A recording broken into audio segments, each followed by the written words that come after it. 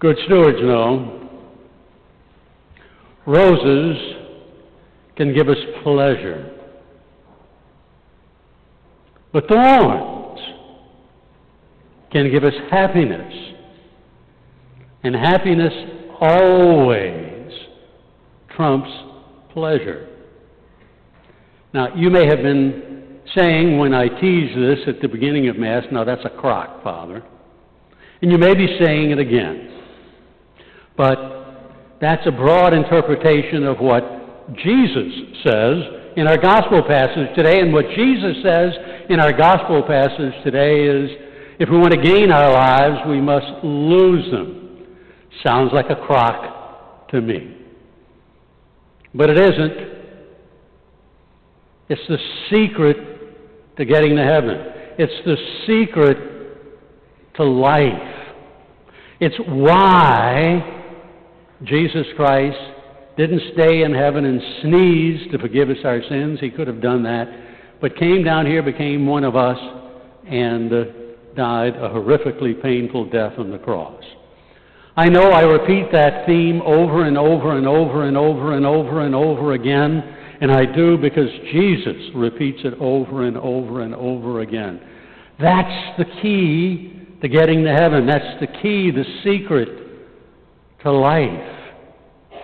Jesus is showing us from the cross that if we want permanent happiness in heaven, and we want happiness right now here on earth, the only way to get it is to learn how to hug our sufferings, our crosses, to quit pushing them away. And all of us pretty much do that. Something comes along, we don't like it, it's a suffering. Go away, go away. I don't want you here. I'm going to push you out of my life. Well, Jesus is teaching us that love comes from suffering from others. That's what he was doing, suffering for others, suffering for us. Love comes from suffering for others. It comes out of the empathy that develops out of our suffering, knowing I know how that feels, or at least pretty much I know how that feels, so I'm going to reach out to you and help. That's why we have such big holes in our hearts right now for the people in Houston, because we've been there, we've done that, we understand what they're going through. So we have drives to collect water and food for them. Our second collection today is going to be to raise money for them. Because out of our suffering, we developed empathy for them. We feel it a great deal more than, let's say, the people in Topeka. They haven't been there and done that. And what Jesus tells us over and over and over and over again is we must lose our lives to find them. We must lose our constant striving for pleasure in life. Now, pleasure is a good thing. I hope we all get a ton of it.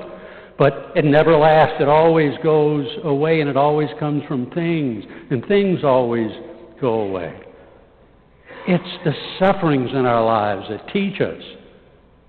They're the great masters of education for us. It's our suffering. If we learn from them, if we hug them. How many times have you, I certainly know I have a lot of time, come across a recovering addict who went through just absolute tortures in his or her life? But out of that torture, when they finally got themselves healed, they reached out to others. They become truly holy people because they can understand.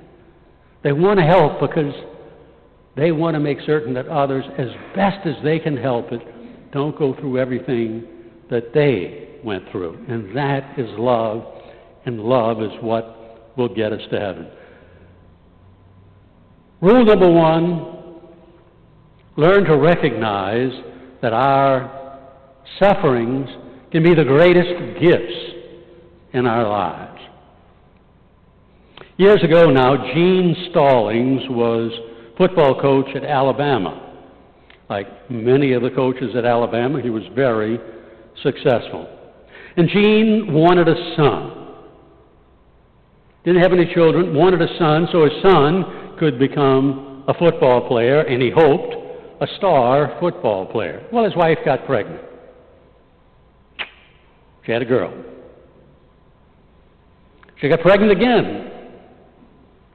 Girl number 2. She got pregnant a third time. A third girl. Pregnancy number 4, a girl. Pregnancy number 5, a boy, little Johnny. But the doctors told Gene that Johnny had Down syndrome, and it was a particularly severe case, and that he would be unlikely to live beyond 4 years of age. Gene cursed God. He finally got his son, and his son had huge problems.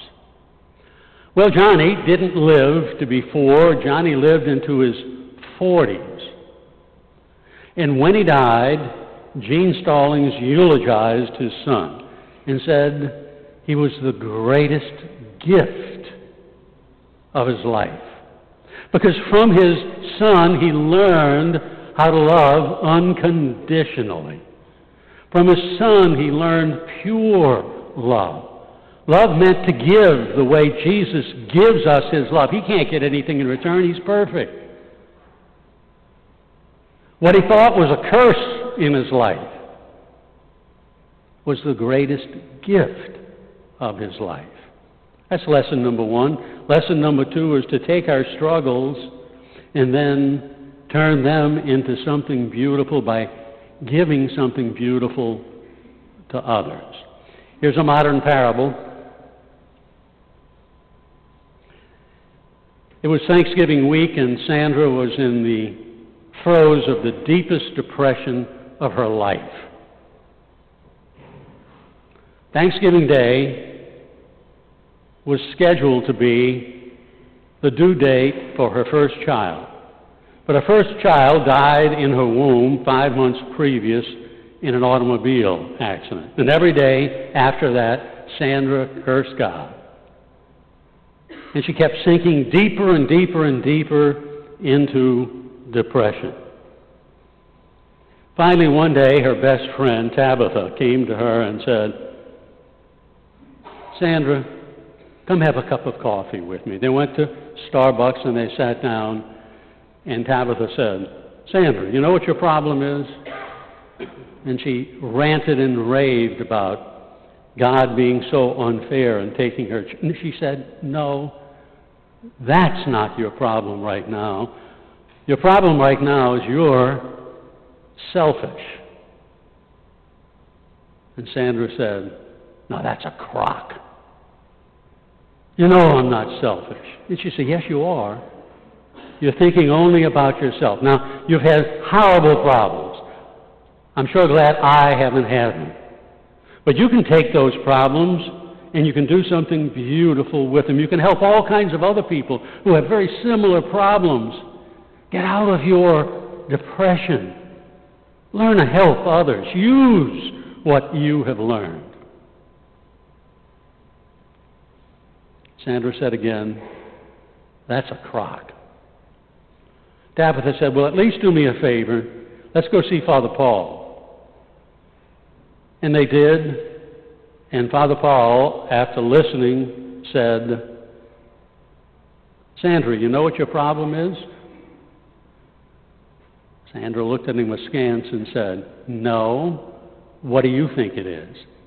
Father Paul said, you're selfish. And she looked and said, the two of you have been collaborating, right? They said, no, we haven't talked with each other. And Father Paul said, God has given you a gift. Something you don't want, giving you no pleasure. It's horrible, but so was dying on the cross. And that's what he taught us from the cross, to take our crosses and to carry them. What's also said in today's gospel passage. Learn from them how to be loving to others. Well,